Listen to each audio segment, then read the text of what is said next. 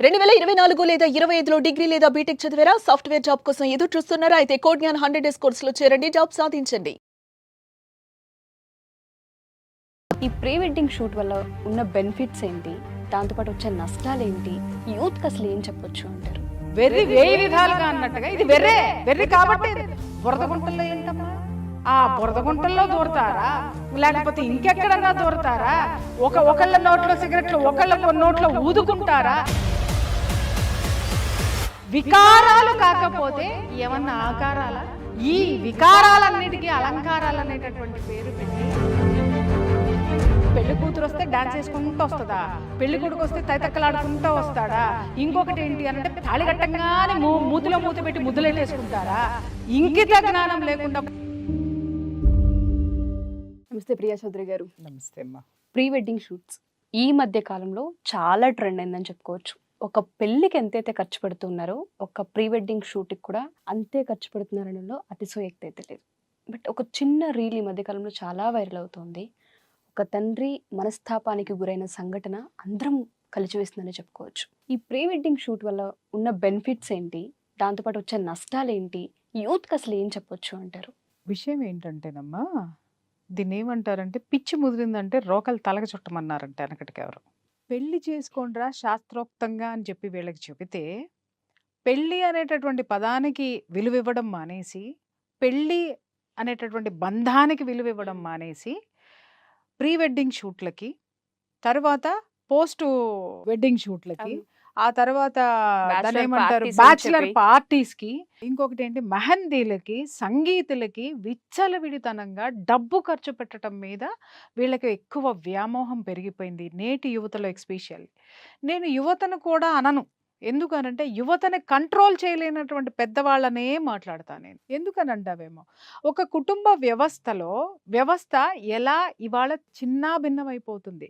100 కోట్లు ఖర్చు పెట్టి పెళ్లి చేసుకున్నా కూడా మాకు తెలుసు, మమ్మల్ని అడిగితే మేము చెప్తాం, 3వ రోజుకే డివోర్స్ మెట్లు ఎక్కుతున్నాయి, లేదా 3వ నెలకి ఎక్కుతున్నాయి, లేదా 3వ వారానికే మా దగ్గర కౌన్సిలింగ్లకు వచ్చేస్తున్నారు. కారణం ఏంటి అనంటే బంధం అంటే ఏంటో వాళ్ళకి తెలియదు. ఆ బంధం అనేది మనసులో వాళ్ళకి ఉండటం లేదు. ఆ దానికి ఇవ్వడం మానేసేసి, విలువ ఇవ్వడం మానేసేసి ఇవాళ చూడండమ్మా, సరే ప్రీ వెడ్డింగ్ షూట్లు పెట్టుకు వస్తున్నారు కదా, వాటిలో చావచ్చు కదా, నేను ఇలా మాట్లాడుతున్నానని ఏమనుకోవద్దు. ఆ తర్వాత పెళ్లిలో చూడండి 500 మందిని, 1000 మందిని, 2000 మందిని పిలిచేస్తారు పెళ్లికి. ఓ కరెక్ట్గా ఒక 100 రకాల వంటకాలు పెడతారు, అన్నీ బాగున్నాయి. దేనికోసం పిలిచావు నువ్వు బంధుమిత్రుల్ని 2000 మందిని, 100 మందిని, 500 మందిని? దేనికోసం భోజనాలు పెట్టావు నువ్వు? దేనికోసం పెట్టావు? నీ కొడుకు పెళ్ళనో కూతురు పెళ్ళనో పిలిచావు, పెట్టావు. మరి ఆ పెళ్లి చూడ్డానికి నువ్వు ఎక్కడైనా ఖాళీ ఇస్తున్నావా వచ్చిన వాళ్ళకి? చెప్పండి. చుట్టూ కెమెరామెన్లే ఉంటారు, చుట్టూ వాళ్ళే ఉంటారు. ఇంకొకటి ఏంటంటే ఈ మధ్యకాలంలో దరిద్రమైనటువంటి దగుల్బాజీ తనమనే అంటాను నేను, ఎవరికి కోపమన్నా రానివ్వండి, పెళ్లి కూతురు పెళ్లి మండపానికి ఎట్ట వస్తుందమ్మా అంటే తైతక్కలాడుకుంటూ వస్తుంది, డాన్స్లు వేసుకుంటూ వస్తుంది. ఇది ఏమన్నా సినిమా షూటా, పెళ్ళా? ఒక విషయం తెలుసా అమ్మా, వేద మంత్రాల సాక్షిగా ఈ మధ్య సుప్రీంకోర్టు కూడా ఉదాహరించింది, హిందూ వివాహ చట్టము ఏ విధంగా ఉంటే చెల్లుతుంది, అది నీకు అప్లికబుల్ అవుతుంది అనంటే సంప్రదాయబద్ధంగా వేద మంత్రాల నడుమ సప్తపదులు అగ్ని సాక్షిగా అగ్నిగుండం చుట్టూ తిరిగి బ్రహ్మముడి వేసి ఒకళ్ళ వేలు ఒకళ్ళు పట్టుకుని ఆ ప్రమాణాలన్నిటికీ సాక్ష్యం చేస్తేనే ఆ యొక్క పెళ్లిని హిందూ వివాహ చట్టం పరిధిలోకి ఆ పెళ్లి వస్తుంది అని స్పష్టంగా దేశ ప్రధాన న్యాయస్థానము ఉదహరించింది. ఎవడు పట్టించుకుంటున్నాడు ఇవాళ? ఎవడికి వద్దని అనుకుంటున్నారా? వీళ్ళందరూ చివరికి వీళ్ళ బతుకుల్లో తగలబడేటటువంటి ఈ అనర్థాలన్నిటికీ చివరికి వీళ్ళు తేలేది ఆ కోర్టు మెట్ల మీదే.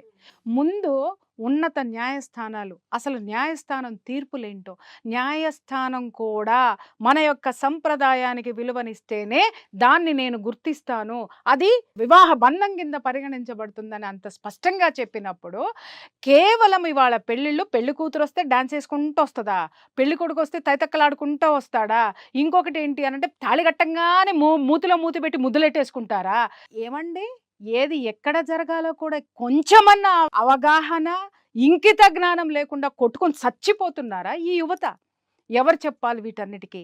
పెద్దవాళ్ళు ఏం చేసేస్తున్నారు, వాళ్ళు కూడా చప్పట్లు కొట్టుకొని ఎర్రి ముఖాలల్లో వేసుకొని కూర్చొని, నిజంగా చెప్తున్నాను, వివాహం అనేటటువంటి తంతుని, ఆ బంధాన్ని ఇవాళ నవ్వుల పాలు చేసి రోడ్డు మీద పడేసి ఒక సినిమా షూట్ మాదిరి పెళ్లిళ్ళు జరుగుతున్నాయి తప్ప ఒక బంధాన్ని, ఇది 2 కుటుంబాలు కలిసి ఒక బంధాన్ని ఏర్పరచుకుని ఆ బంధం ద్వారా ఇద్దరు మనుషులు ఒకటయ్యి వాళ్ళు ఒక కొత్త జీవితంలోకి వెళ్తున్నారు, వాళ్ళకంటూ ఒక కుటుంబాన్ని ఏర్పరచుకోవడానికి, ఒక బంధాన్ని ఏర్పరచుకుని ముందుకు సాగుతున్నారు అనేటువంటి ఆలోచనల పేరులో ప్రీ వెడ్డింగ్ షూట్లు వేయి విధాలుగా అన్నట్టుగా ఇది వెర్రి కాబట్టి బురద గుంటల్లో ఏంటమ్మా, ఆ బురద గుంటల్లో దూరతారా, లేకపోతే ఇంకెక్కడన్నా దూరతారా, ఒకళ్ళ నోట్లో సిగరెట్లు ఒకళ్ళ నోట్లో ఊదుకుంటారా, వికారాలు కాకపోతే ఏమన్నా ఆకారాలా, చెప్పండి, ఏమన్నా అలంకారాలా?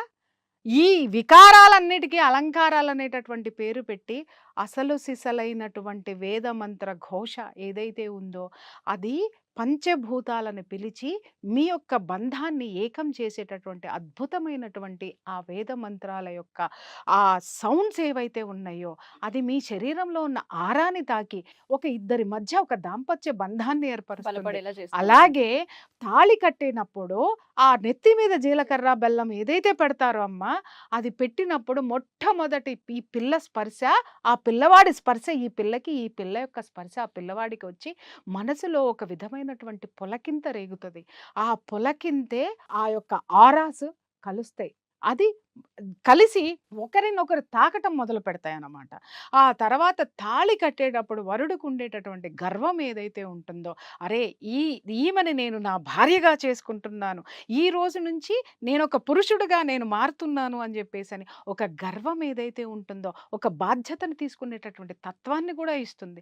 అలాగే తల వంచి తాళి కట్టించుకునేటటువంటి ఆ పెళ్లి కూతురు మనసులో, అరే ఈ రోజు నుంచి ఈ తాళి నా గుండెల మీద ఉండేటటువంటి ఈ తాళి నా గుండెల్లో ఒక బంధాన్ని ఇచ్చి ఒక బాధ్యతని నా చుట్టూ ఈ సమాజంలో నాకు ఒక సెక్యూరిటీని ఇస్తుంది ఇది అని గుండెల మీద ఇలా పదుపుకుని ఎందుకు పెట్టుకుంటుందంటే దిస్ ఈజ్ మై సెక్యూరిటీ.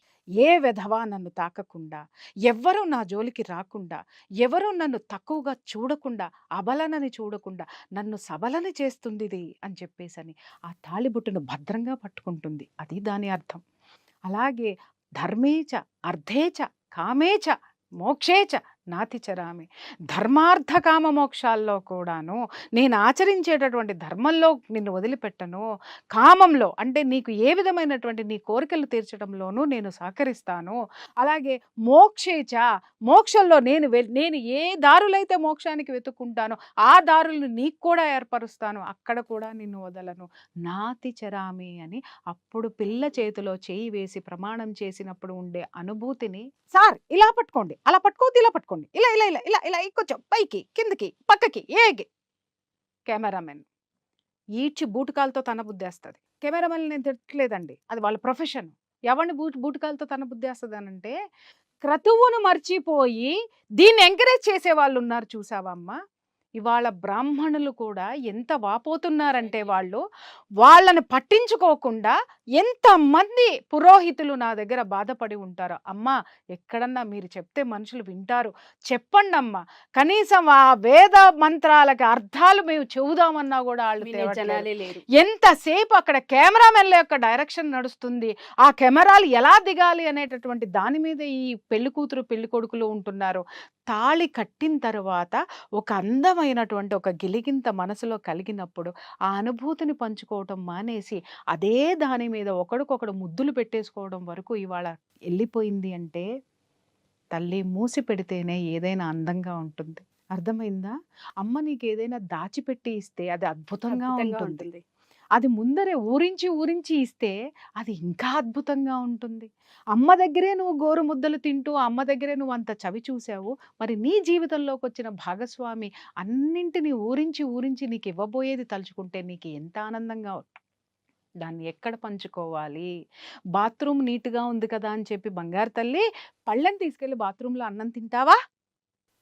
ఎంత నీట్గా ఉన్నా బాత్రూంలో ఏ పని చెయ్యాలో ఆ పనే చేస్తావు, అన్నం ఎక్కడ తినాలో అక్కడే తింటావు, బాత్రూమ్ నీట్గా ఉంది కదా అని చేయవు. అలాగే సంస్కృతి హద్దులు దాటిందని చెప్పి మనిషి హద్దులు దాటాడు. ఏ హద్దు దాటాడు? దేశ సరిహద్దు మాత్రమే దాటాడు అనుకున్నాం. కానీ సంప్రదాయ హద్దుల్ని కూడా దాటి ఈ విధమైనటువంటి మకారాలని, అంటే ఇందాక నేనన్నారే వికారాలన్నమాట. ఆ వికారాలన్నిటినీ కూడా ఈ విధంగా చూపిస్తూ ఉంటే ప్రకృతి మాత్రం ఎట్టి పరిస్థితుల్లో వీళ్ళకి గుణపాఠం చెబుతూనే ఉంటుంది. చెప్పే తీరుతుంది. ఎందుకంటే దేనికైనా కొన్ని హద్దులుంటాయి. దాపరికాలుంటాయి. ఆ దాపరికము ఎప్పుడైనా గానీ, ఏ మనిషికైనా గానీ కొన్ని దాపరికాలు అందంగా ఉంటాయి. కొన్ని దాపరికాలు మనసుల్ని నిలబడతాయి. బంధాలని నిలబడతాయి. అవన్నీ ఇవి ఏవి మనవి కావు. ప్రీ వెడ్డింగ్ షూట్లు ఎక్కడి నుంచి వచ్చినాయో తెలీదు. ఒక ఆవిడ వెడ్డింగ్ ప్లానర్ అనమాట. ఎంత బాగా సమర్థించేసిందంటే, ప్రీ వెడ్డింగ్ షూట్ ఉండాలండి. ఉంటే అది చాలా మందికి మేము ఎలా ఉండాలా అంటే, ఇది ఎవరు క్రియేట్ చేశారు అంటే, ఈ వెడ్డింగ్ ఈవెంట్స్ ఉన్నవాళ్ళు, వాళ్ళకి పనులు కావాలి కాబట్టి ఎక్కడెక్కడ ఉన్న సాంప్రదాయాలను తీసుకొచ్చి బలవంతంగా ఇవాళ మన వివాహ వ్యవస్థలో వీటన్నిటినీ పెట్టారు. కుదించారు. బలవంతంగా పెట్టారు ఇవన్నీ. ఈ వ్యామోహాలన్నిటికీ కూడా సాష్టాంగ నమస్కారాలు పడిపోయి, బొక్కబోర్ల పడిపోయి మన పెద్దవాళ్ళందరూ వీటికి తెరలు తీసేసరికి బాహాటంగా మన జీవితాల్లోకి వచ్చేసినాయి. అమ్మా, పెళ్లికి ముందు పెళ్లి కూతురు కూర్చుని గౌరీదేవి పూజ ఎందుకు చేస్తుందో దీని అర్థం ఎవరికైనా తెలుసా? నాకు తెలిసిన అర్థం నేను చెప్తున్నా. ఆ గౌరీ పూజ చేసేటప్పుడు ఆమె యొక్క ఏ జీవితంలోకి, ఏ బంధంలోకి తను అడుగు పెడుతుందో అన్ని విధాలుగా ఒక సంరక్షణని అమ్మవారిని ఇవ్వమని చెప్పేసి అని కోరుకుంటూ ఆ పూజ చేస్తుంది. ఆ పూజకు ఉన్నటువంటి ఎనర్జీని నువ్వు తీసుకొని ఆమె నీతో పాటు వస్తుంది. ఆమెని తీసుకుంటున్నావా? ఫోటోలు తీసుకుంటున్నావా? ఇవాళ ఏదైతే ఫోటోలు తీసుకుంటున్నారో, ఏదైతే కేవలము బొమ్మలకి, కేవలం మీ యొక్క మనది కాని సాంప్రదాయాలకి ఎప్పుడైతే మీరు తెర తీసేశారో, అప్పుడే మన సాంప్రదాయం కానటువంటి డివోర్స్ కేసులు పెరుగుతున్నాయి. వెస్టర్న్ కల్చర్ పెరిగిపోయి ఇవాళ ఒక్కళ్ళు కూడా మనశ్శాంతి లేకుండా ఉంటున్నారు. ఉషా, నేను ఒక్కటే విషయం చెప్తా. ఈ పేరెంట్స్ అందరూ కూడా ఇట్లాగే మా బంధువుల ఇళ్లలోనే ఒకటి ఇట్లాగే ఇన్సిడెంట్ జరిగినప్పుడు ఊళ్ళో నుంచి పెద్దవాళ్ళందరూ వచ్చారు. చుట్టూ 15-20 మంది కెమెరామెన్లు ఉన్నారు. కెమెరాలే తిరుగుతూ ఉంటుంటే వాళ్ళు ఆ పెళ్లి కూతురు తల్లిని అడిగారు, అమ్మ వాళ్ళందరినీ పక్క తప్పుకోమనవే, మనవరాలు కనపట్లేదు అని. అంటే, సర్లే మీరు ఎప్పుడైనా ఉంటారు, తర్వాత అంతా చూసుకునేది కెమెరాల్లోనేగా జీవితాంతమో అని కెమెరాలకి ప్రాధాన్యత ఇచ్చింది ఆ అమ్మ, ఆ తల్లి. వీళ్ళు వెనక నుంచి ఒక నిట్టూర్పు విడిచి, అరే పిల్లని అట్లా చూసుకుంటే ఆనందం వీళ్ళకి జీవితాంతం ఈ కెమెరాలో ఉండిపోతుందా? ఈ అనుభూతిని నీ వాళ్ళకి నువ్వు ఇవ్వవా? నువ్వు కెమెరాల ద్వారా నువ్వు అనుభూతి పొందుతున్నావే, మరి ఈ కెమెరాలకి నువ్వు ఏ విధమైనటువంటి అనుభూతిని ఇస్తున్నావు?